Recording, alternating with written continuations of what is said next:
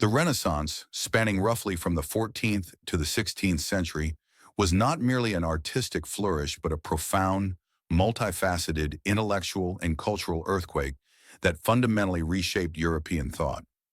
Often described as a rebirth, it represented Europe's transition from the spiritual focus of the Middle Ages to an era centered on humanism, a renewed interest in the classical literature, philosophy, and art of ancient Greece and Rome.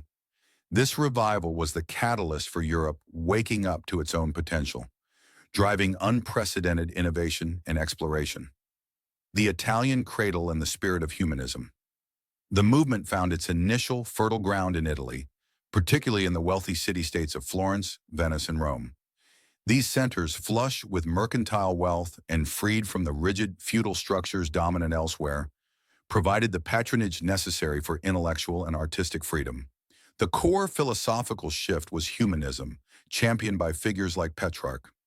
Humanists moved away from scholastic tradition, which sought to reconcile classical philosophy with Christian theology, towards a direct, critical engagement with classical texts.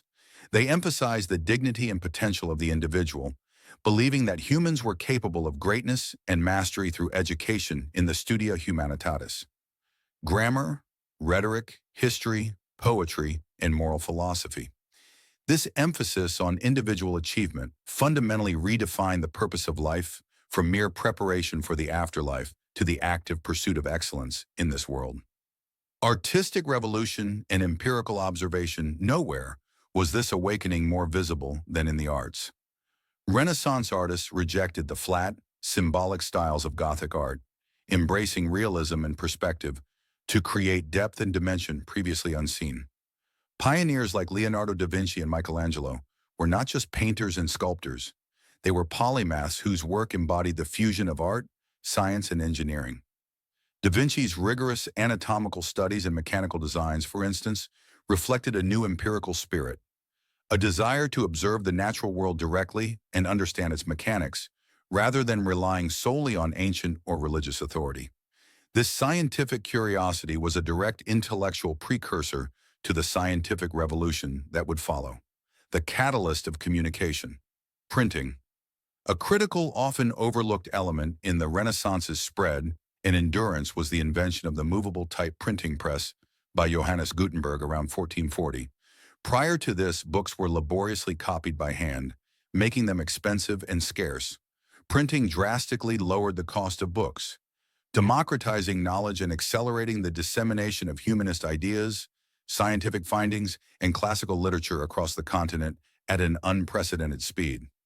The printing press made it virtually impossible to contain intellectual or religious reform, acting as the engine that broadcast Europe's waking up far beyond Italy's borders. Global reach and structural collapse.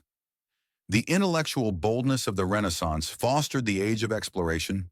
The renewed study of classical geography and astronomy, coupled with a belief in human capability, encouraged ambitious voyages across the globe. Explorers like Christopher Columbus and Ferdinand Magellan drastically expanded Europe's geographical knowledge, leading to the establishment of global trade routes and empires, thus linking the intellectual rebirth directly to geopolitical transformation. Concurrently, the critical spirit of humanism began to be applied to religious texts, most notably by scholars like Erasmus. This scrutiny of biblical sources in their original languages directly laid the groundwork for the Protestant Reformation, which challenged the ultimate spiritual authority of the Catholic Church. By the 16th century, the Renaissance had successfully shattered the intellectual, religious, and geographical boundaries of the medieval world, setting Europe on a trajectory toward modernity.